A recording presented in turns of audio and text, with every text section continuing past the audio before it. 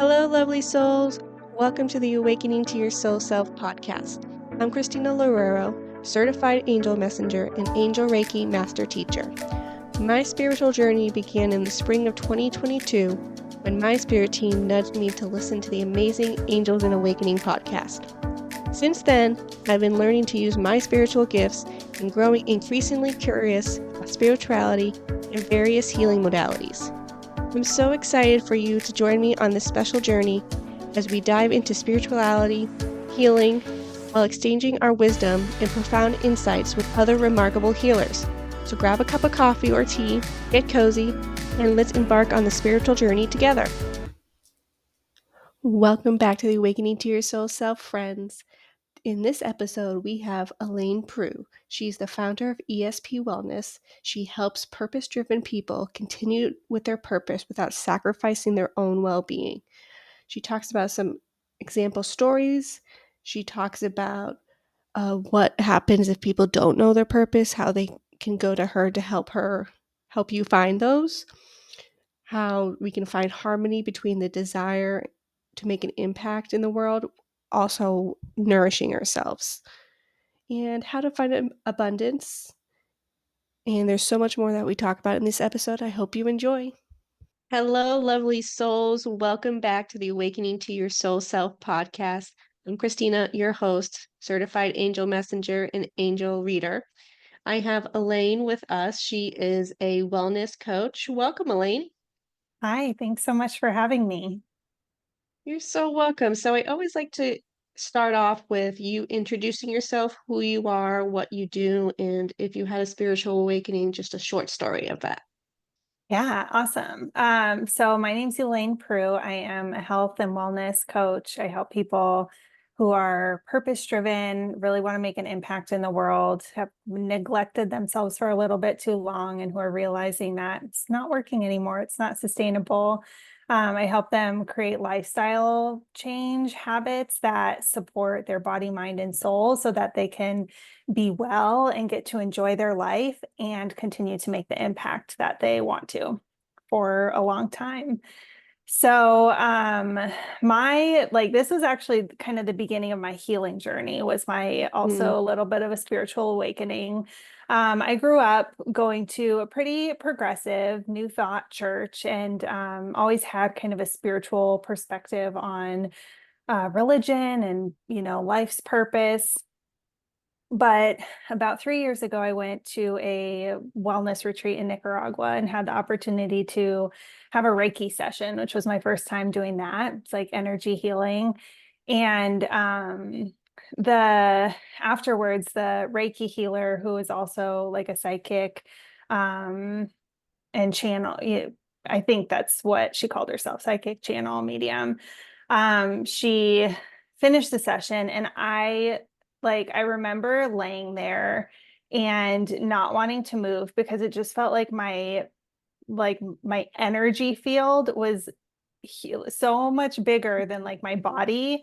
And I remember when I finally did, when she was like, okay, it's over, wiggle your fingers, wiggle your toes, start to bring movement into your body.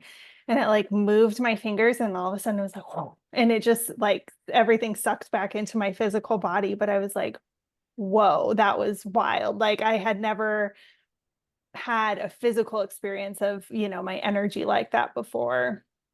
And then we were talking about it, and she was telling me about a spirit guide I had. And she was saying, like, your feels like your purpose is to be a healer. And I had just kind of started to think about health, think about, um, my role in that and how I could help others, and wasn't really sure what that was going to look like yet. But when she said that, I was like, oh, okay, like an affirmation that maybe this is the right path for me. Like, let me keep exploring this and going in this direction. that's amazing. I do angel Reiki, which is pretty similar to what you're talking about. I do Mhm. Reiki and I channel through messages.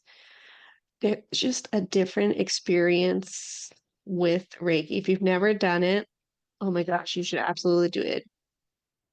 Feels amazing, even distance wise. Like if you can't find somebody local, distance Reiki works amazing as well. Yeah, I haven't done distance Reiki. I've done it with a few different people now, but it really is um something else. It's like people think it's a little woo woo, but it's like there really is an energy that we can't quite define. Like, science is just starting to delve into that. But it really is like there's something there that we can't quite explain, but like is really impacting how we are experiencing like this physical life. And so it's definitely something to check out. Absolutely. Yeah. It's out of kind of an out of body experience the first time you do Yeah, it.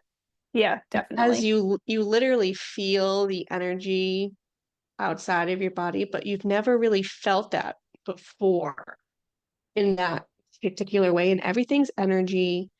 My spirit guides have always shown me that there's two bodies. So we have our physical body, and then our spiritual body lays pretty much on top. So when we do the Reiki, our spiritual body is just lit up.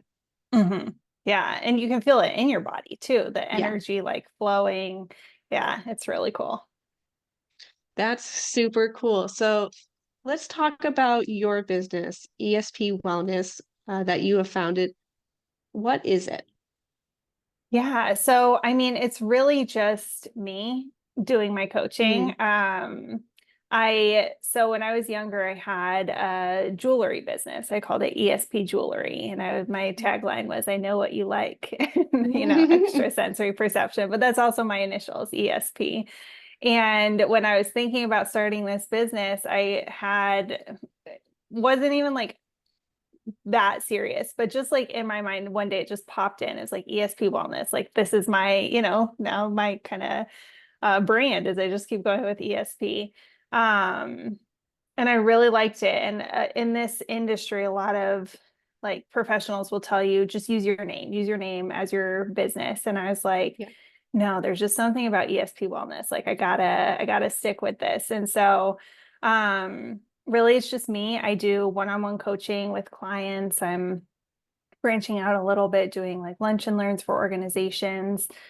Still kind of trying to find my place. And I live in Houston, Texas. I'm not originally from here, but ended up here. And so I'm trying to like kind of carve out my path here where it's not necessarily like very health conscious and especially like in a spiritual realm of health consciousness.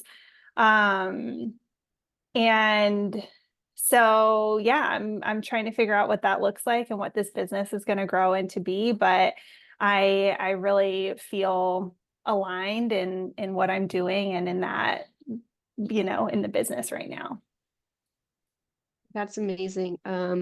Your guys whispered to me as you were talking about they helped you kind of come up with the name of ESP Wellness. And when you were talking about it, I just felt this nice warm energy with ESP Wellness. Um, for me, I believe like every word, everything is energy. So words, business names, they all hold some type of energy. And yours is a very warm, loving energy. Oh, I love that. Thank you. You're welcome. So, you said you do in person. Do you do remote as well? Yeah, so the like lunch and learns I do that a lot of that is in person. I do in-person events here in Houston, but all of my coaching is remote. So I do Oh, everything one-to-one via Zoom and meet with my clients online so I can work with people anywhere. oh, perfect. Hmm. It's amazing. So you help purpose-driven people. That way they can continue the purpose without sacrificing their own well-being. I feel like in a society right now, we're always putting everything before ourselves. Go ahead and talk a little bit about purpose-driven people and what what we need to do to put ourselves first and put our purpose first. Mm. Yeah, I think it's especially hard for women in our society. We are trained to always take care of other people and make everyone else comfortable before we even think about ourselves. And so I was this person. I think most of us end up where For we sure. are because of, the things that have happened to us and who we are. And so I was an educator for 5 years, and I went into teaching thinking like, this is it. This is my life purpose. I'm going to work in education forever. I'm going to help transform the education system in America and, help close the opportunity gap. And I was like quickly, smacked in the face that no, you're not. You're just one person. You can only do so much. But I really like worked hard for 4 years and put that above everything else. Lost my identity in Miss Prue and just was like that was my entire life. I, was really hanging out with friends. I wasn't exercising. I wasn't eating well. I wasn't getting enough sleep. I was stressed out all the time and spending so much time at the school in my classroom and not really like nurturing other parts of my life.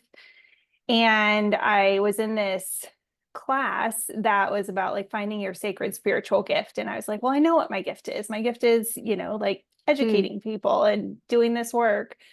But at that time I was feeling, kind of like, is this my gift? Because it does not feel like I can keep doing this for much longer.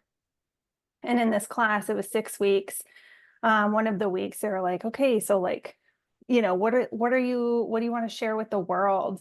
And I just like broke down in front of this room full of strangers, started crying, and I was like, I don't have anything to share. Like I I was feeling resentful that people were asking me like, what else do you want to give? When I was like, I literally have nothing left to give. I have given everything. And it just felt um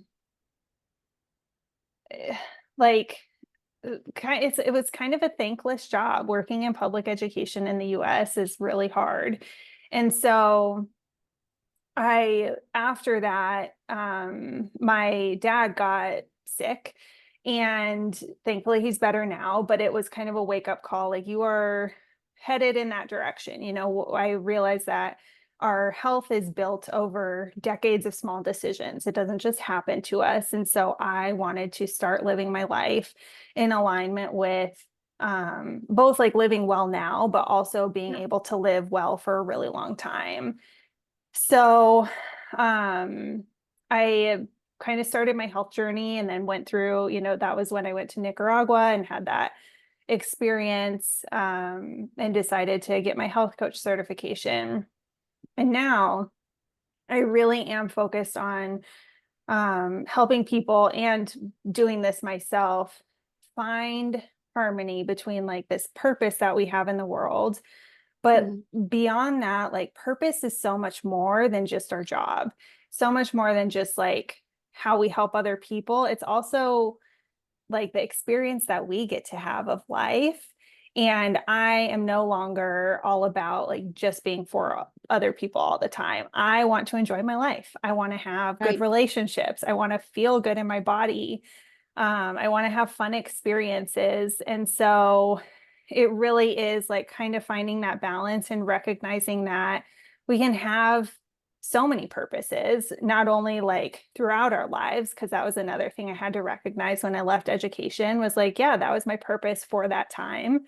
And now I'm doing something else that, it all builds on each other. Like I mentioned before, it gets us to where we need to go. But then also at like a certain time in life, there are so many things that can contribute to our purpose and fulfillment. And so making sure that I'm building a lifestyle and a life that supports all of those. Yeah. I actually am still in education. I do tech support for our local school district here. And I've seen the burnout of a lot of teachers. Even the effects of COVID still are lingering. But your guides were saying to me as you were speaking that we all have like a life plan and we all have certain things that we need to meet. And you doing the education part in the public school led you to do what you're doing now because you needed that education foundation. Mhm. That way you can be educating people now in the wellness world. Yeah, and I definitely use like all the skills that I learned in teaching in my coaching and also in, the presentations that I do. One of my favorite things I learned when I was teaching that I have like shared with other coaches in my certification and that I use in my presentations is like wait time. So, Mm. you ask a question or you say something and then you just wait and you Yeah. don't fill the silence and you don't, people aren't comfortable Mhm. with silence. And so a lot of people will kind of try to like fill in the gaps. And as a coach, it's really important that you give people the space to think and process and then like come out with whatever they want to say when they're ready. And so so many skills like that I've been able to use in my coaching practice that I learned while I was teaching. That's amazing. Yeah. So, as you were speaking, purpose is not just your job purpose, it's all kinds of purposes. Can you go a little bit into that of how, because I feel like some people think life purpose is what our career is, but it's way more than that. Yeah.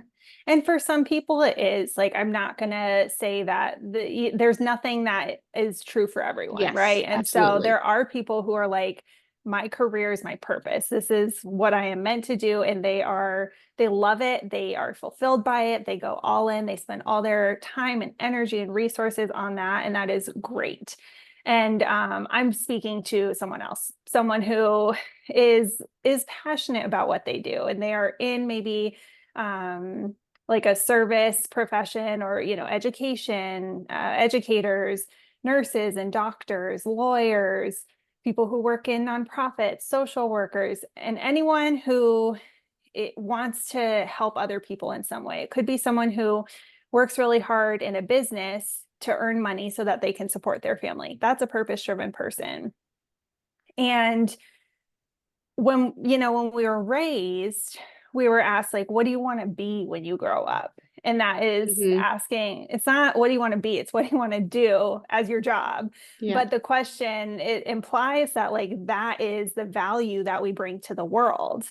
And it is not the only value that we bring to the world. And so our there are other ways to bring value and to find purpose. So people can find purpose in relationships, in their hobbies and volunteering and their spiritual community.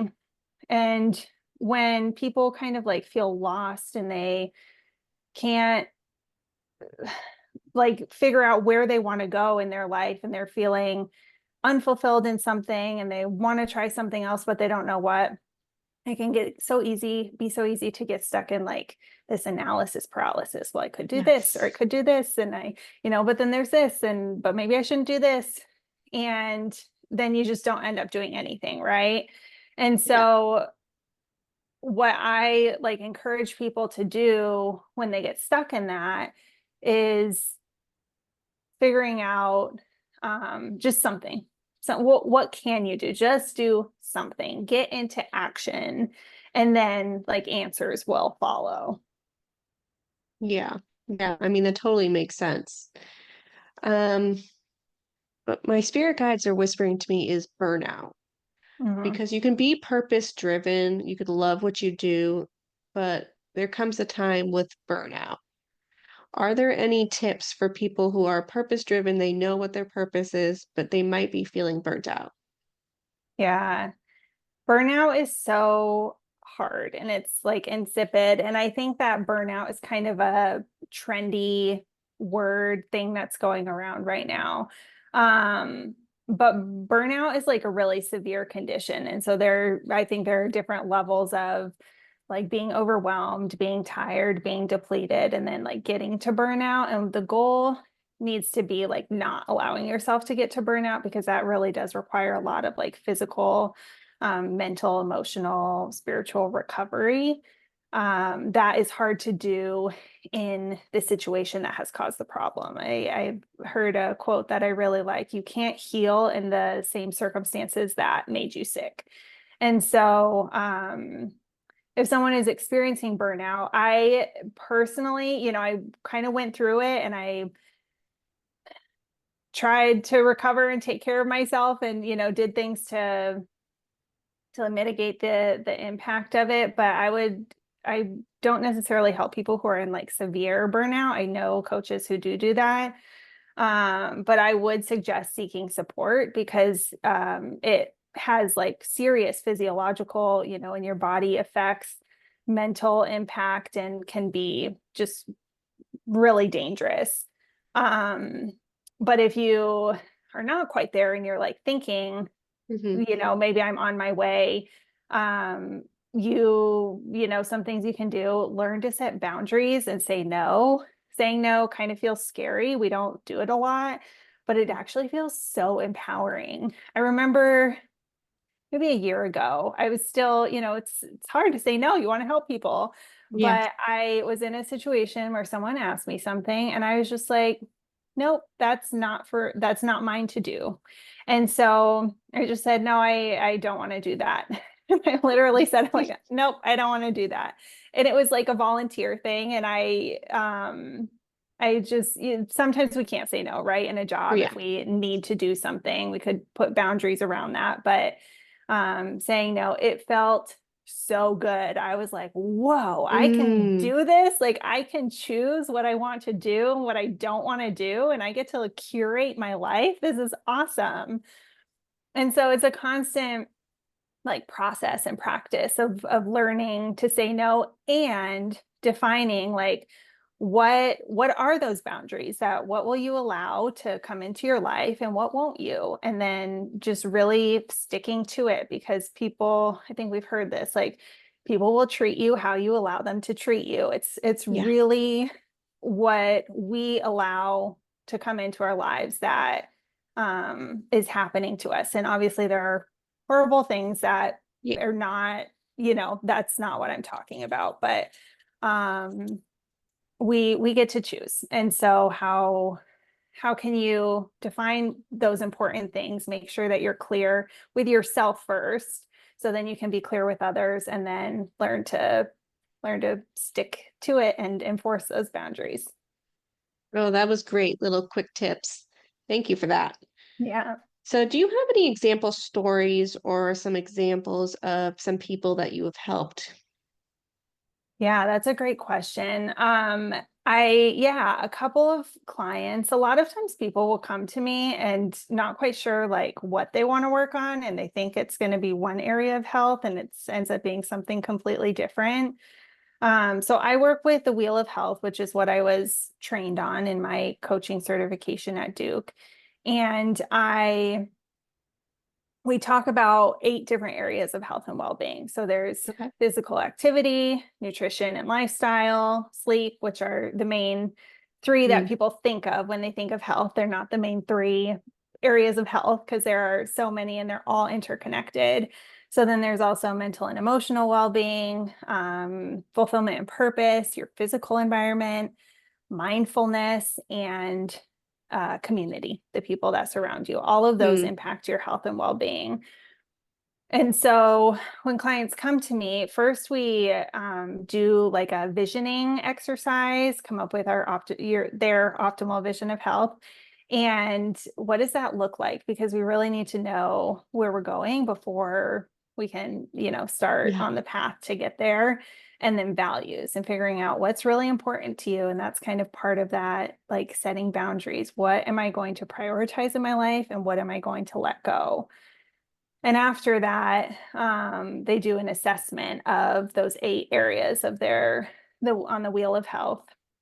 And from there, kind of pick like, okay, what is going to have the most impact on my life? Where can I start to make some changes, because you just want to do small changes at a time. So I had a client who came to me and she was like, well, I think I need to work on my eating, my Mm. nutrition, my diet.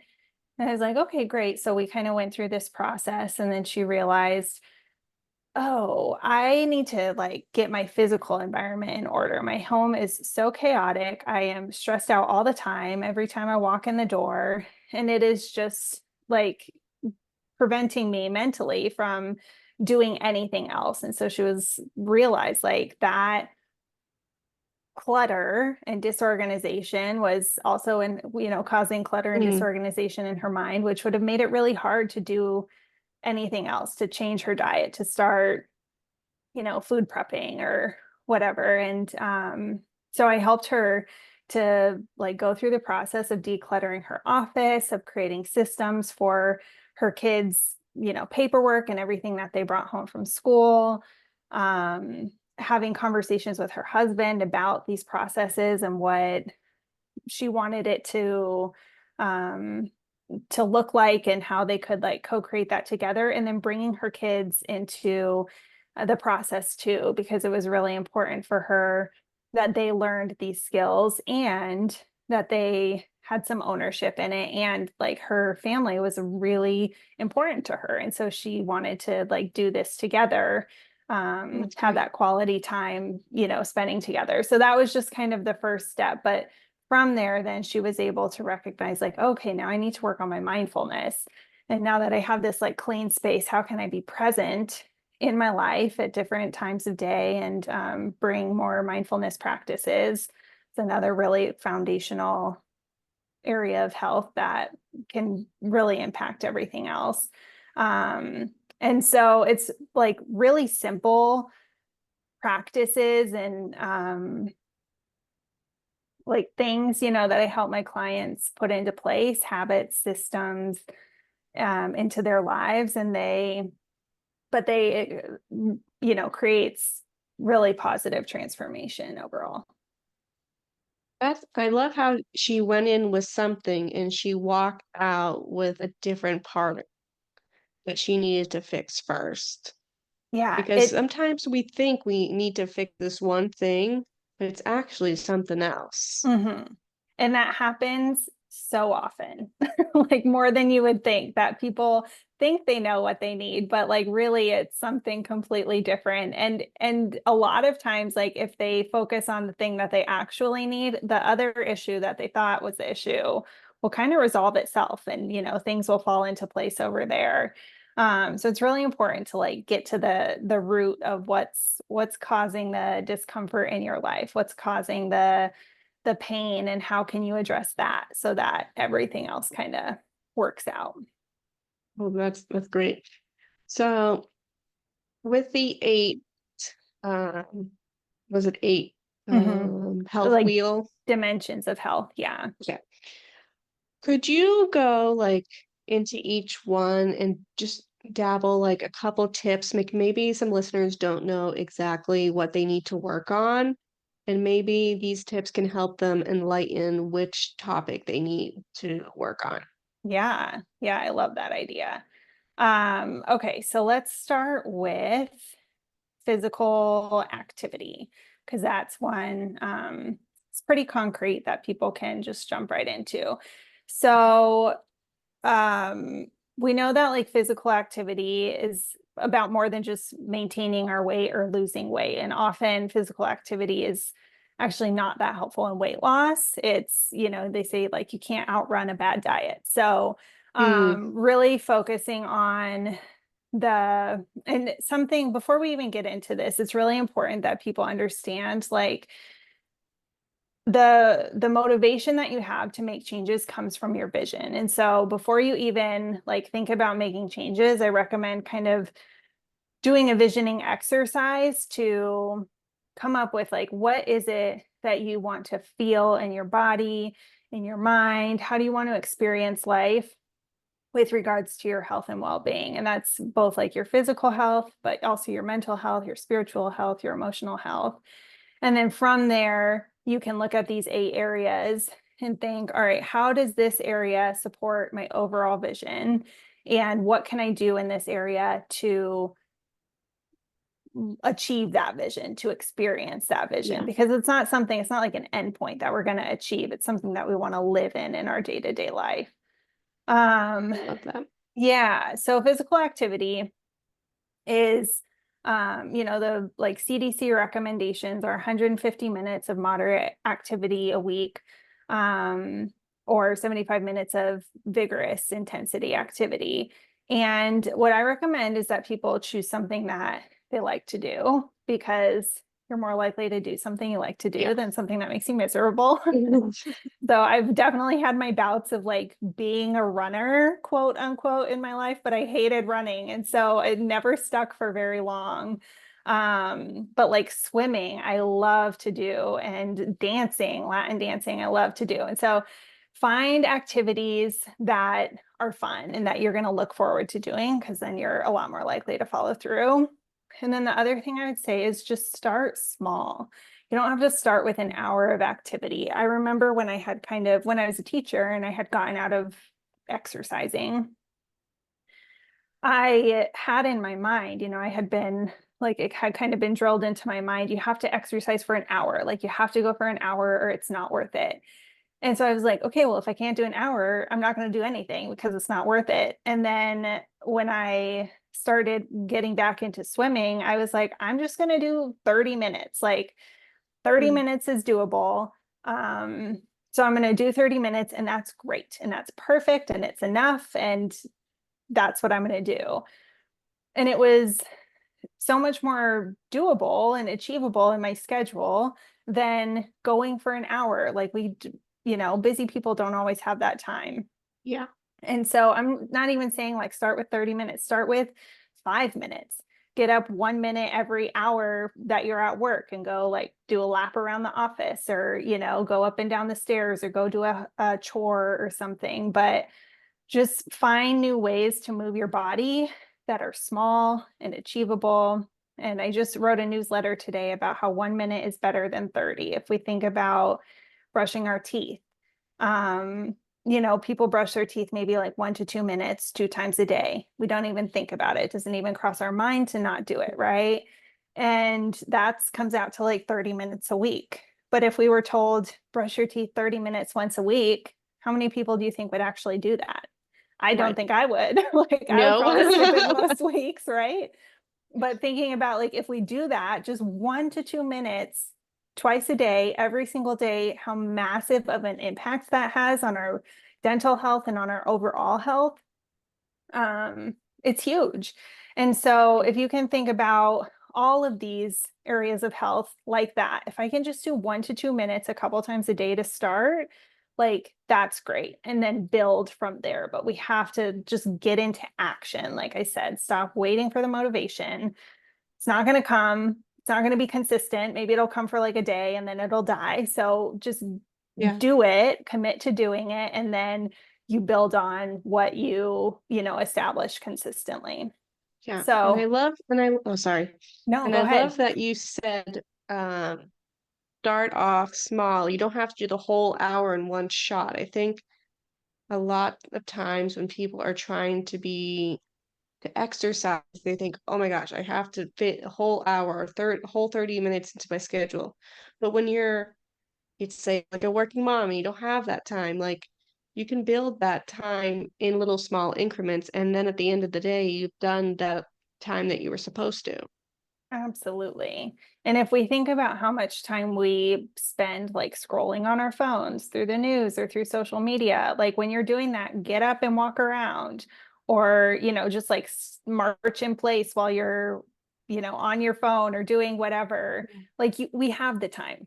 We have the time. That's not an excuse. It's a matter of like actually doing it, which is the hard part. It's not easy. Yeah. Like, I'm not saying that um people who aren't doing that are doing anything wrong, because it's really not easy to start these habits, but we can do it. And so finding, yeah, like you said, just those little pockets in your day to fit it in can be hugely beneficial. Yeah, and then you build it as a habit. Then you'll just do Exactly. it without even thinking about it. Yeah, yeah. And that's really like the goal, is to get to that. Because, like I said, when we think about health and wellness, like, it's a lifelong journey. There's no end point except for death. And so it's not, when we like start a diet, it's not a diet, is just what you eat. And so what you want to do is like build a diet that is sustainable for you, but is also nourishing. Same thing with physical activity. You want to build a practice that is fun for you and that you look forward to and that helps your body and that you can sustain for the rest of your life, or for however long it serves you until you change to something else, but you like continue doing that movement. Um, And it's, yeah, so that's it. That's great. Mhm. Yeah. So then nutrition and lifestyle. I like to follow Michael Pollan's theory of, eat whole foods, not too many, mostly plants. A plant-based diet is just a diet that has plants. It doesn't mean you have to be vegetarian, but there's research out there that says that 30 different plant foods throughout the week has a major positive effect on our gut microbiome because of the diversity of different like nutrients and microorganisms that we're consuming. And so that includes like grains, it includes fruits, vegetables, legumes, nuts, seeds, and spices, like anything that comes from the earth. And so, like, 30 is really not that much. And I'm actually working on a resource right now to make it kind of a lot easier to track that, to see how many, it's fun to see like how many am I getting into my diet in a week, and then shooting for, just a few more. How can I add a few more? So, getting like a variety of plant foods, focusing on protein, focusing on fiber. Those are really, really important. I'm not a fan of restrictive diets. I've done it. Doesn't last. It's not sustainable. I think we can all agree Yeah. to that. Like it doesn't, we can't sustain it, especially with the lifestyle, right? We're trying to build something that is realistic within the circumstances of our life, and we just can't be restrictive like that all the time. Right. So, yeah, so that's, I just like really focus on overarching what are the most important kind of building blocks for a healthy body, for nourishing ourselves. And those are some of the key ones. Okay. Yep. And then, mental and emotional well-being, social support is really important, moving your body and getting enough sleep, pretty basic. And then Yeah. that goes into, let's talk about sleep. Everyone needs a different amount of sleep. So shooting for like a specific amount of hours a night is kind of arbitrary to say like 8 hours, because we don't all need 8 hours. Some people need 7 hours, some people need 9 hours. I'm Yeah. definitely like on the higher side. I need a lot of sleep and I just saw a study recently that was done that said women actually need a little bit more sleep than men because we use our brains more. We're like multitasking and, just like our brains are running all day. We need more rest to recover.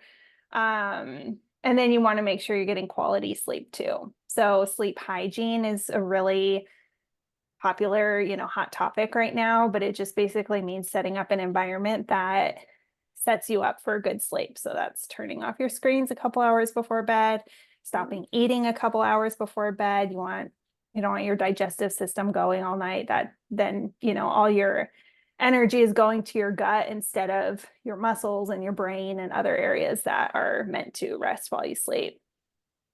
Yeah, Not sleep is very drinking. important. Sleep is so important. I've always known that about myself, but have like realized that even more over the last couple years, that I'm now a person who goes to bed. Like I love being in bed before 9. I'm like, if I'm in bed before 9, it is a Mm-hmm. good day. I Yes. don't necessarily fall asleep before 9, but like that is my goal, and it's okay. And in all of this, like we have to choose, what do we want to prioritize? What do we want to spend our time and energy doing? And what don't we want to do? And we also Yeah. all have different circadian rhythms. But for me, like I would rather be in bed at 9 than be going out and like at a bar or at a restaurant with friends. Mm-hmm. I love my sleep and I like to get up early and, get going with my day early. So that's something everyone kind of has to figure out for themselves. What does that look like? And then let's see.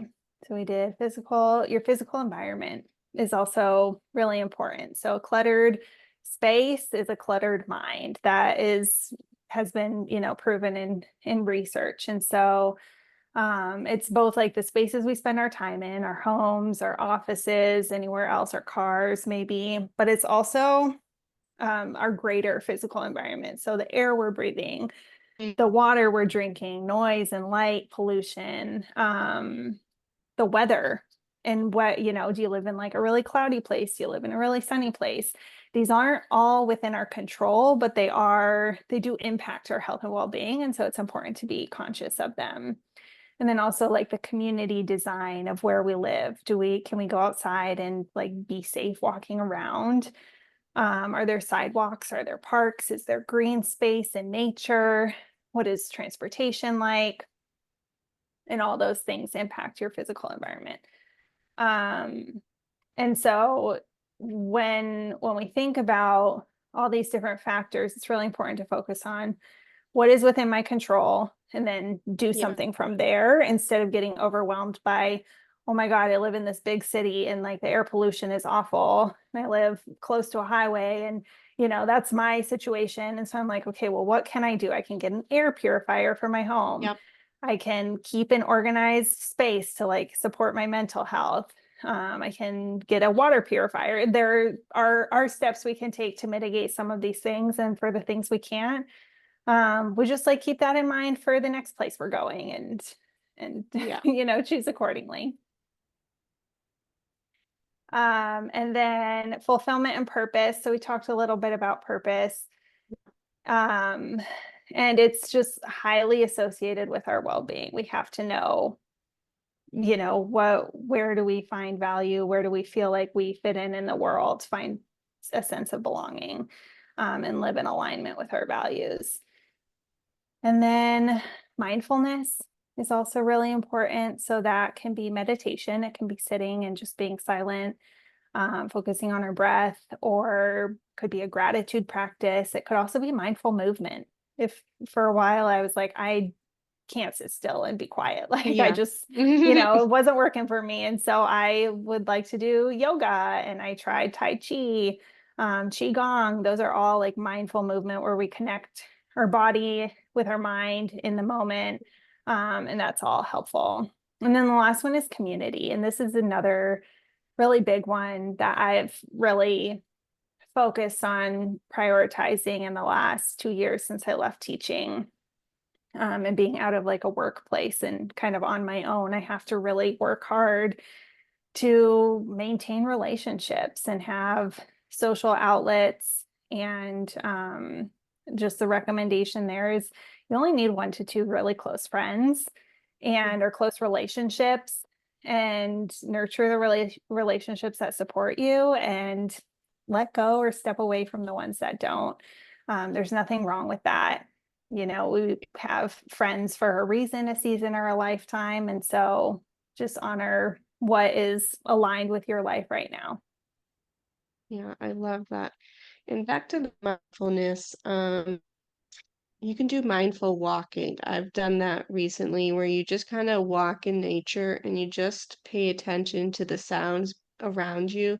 It's kind of a nice way to just calm your brain down and get into that in the oneness and the high vibrational, just the still that way you're not still and your mind's not going 100 miles an hour. Because I know that there's some people that can't do the meditation and or the other people can't do yoga for physical reasons. So just mindful walking works as well. Yeah. And being in nature is so healing. Oh my So gosh. Last week I was on vacation and I was like near the beach and just like mm, being, there's science that there's negative ions that are healing for our bodies and our energy, when we're near water, when we're in the trees and connected to the earth. And so it is true. Like I just feel so restored after yeah. that. And it really is so hugely beneficial and important. So yeah, I 100% second that. Walking in nature is big. And take out your headphones. Pay attention to what's going on Yes, pay around you. attention to where you're going. Yes. Yeah. Absolutely. So, how do we find harmony between what we desire and how do we make an impact on the world with also nourishing ourselves? Because I find that sometimes we can put all the energy into what we want to do in the world, but we also need to nourish ourselves because that's in order to nourish us allows us to help others. hmm Yeah. So it's really important to define our values. And that's like, I think that's something that we hear a lot. Define your values, what's Yeah. important to you, but it's kind of abstract. And so I have an exercise that people can do.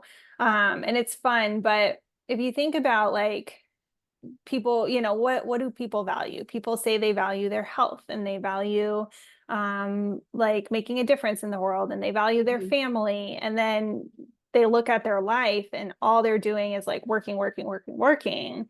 And they're not spending quality time and nurturing relationships with their family. And they're not taking care of their health. Like that is a life out of alignment with values. And Yes. so then you're kind of out of alignment with your purpose because your values are an indicator of what your purpose is, what you're meant to experience and step into in your life. So so this exercise is to like think about a peak experience when you had just like felt so good in your life and when things just were, flowing, when everything felt aligned, when you were just so happy and content. Mm. And then think about what were the values. And it could be, just like a moment, it could be a trip, it could be, a day, whatever. And then think about the values that were being honored in that experience.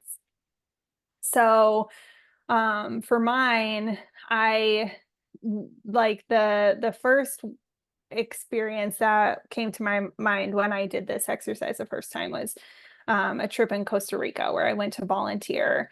And I just like put down all of my walls. I was with a bunch of Mm. strangers, but like totally open, totally connected with everyone, really optimistic, even though it was like a really hard thing. I just kind of had like a switch in my brain on day two. Day one, I was a mess and I was angry about the experience. There was rain, there Yeah. were bugs, there was not no mirrors, no electricity. Like it was hard.